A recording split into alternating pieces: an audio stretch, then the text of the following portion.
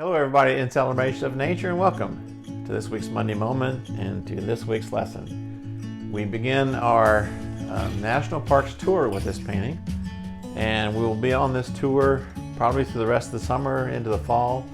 Could be a side venture along the way to do something else, but for right now I've got a lot of paintings lined up, and they're all just really great locations in our national parks.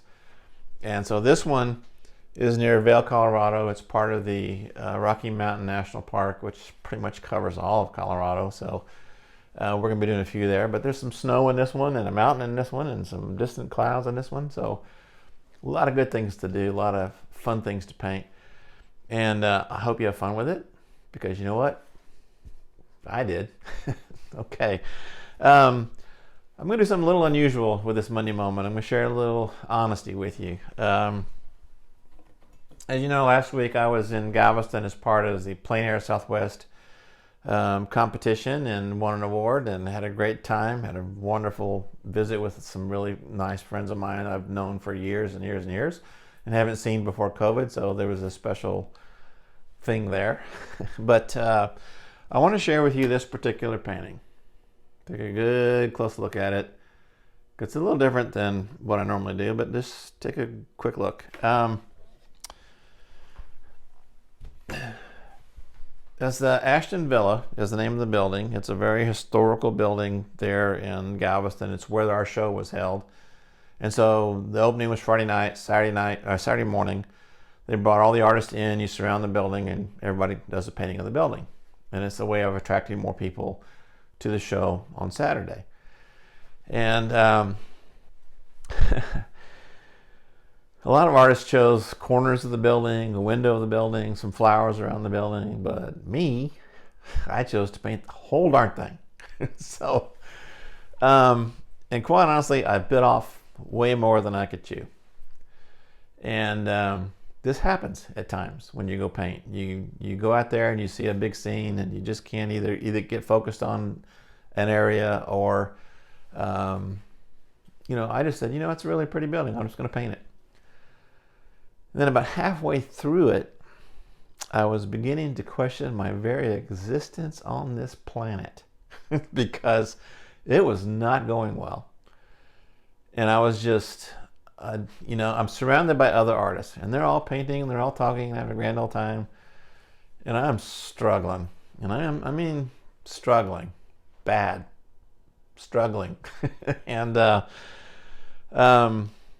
you get to a point, and almost all paintings get to this point where it's kind of a go, no go kind of decision. You say, okay, this is either working and it's worth pursuing, or it's not working and you wipe it off, or in this case, you just keep putting paint on it until, something happens. So I took a break, I walked around the building, talked to a couple artists, came back to my painting, looked at it again, looked at the building, and realized there was no way I was going to get all that architecture into this 8x10 surface. It just wasn't going to happen. It wasn't in the cards. It wasn't in the cards for me.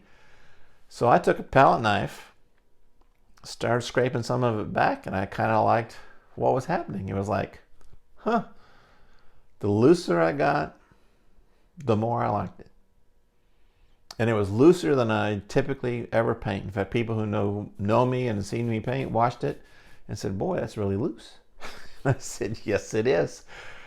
And so I guess the honest part of this is I want to let you know that even with my 30 years experience of painting, 30 years of being a plein air painter, painting buildings and barns, tractors and cars, structures like you wouldn't believe, and then landscapes all over the country, this particular painting made me feel like a total, complete failure halfway through it. And it's only because I was able to make this swipe of my palette knife and look at it and go, you know what, there's something there, that I continued to pursue it and finish that painting. And initially, I did not like it.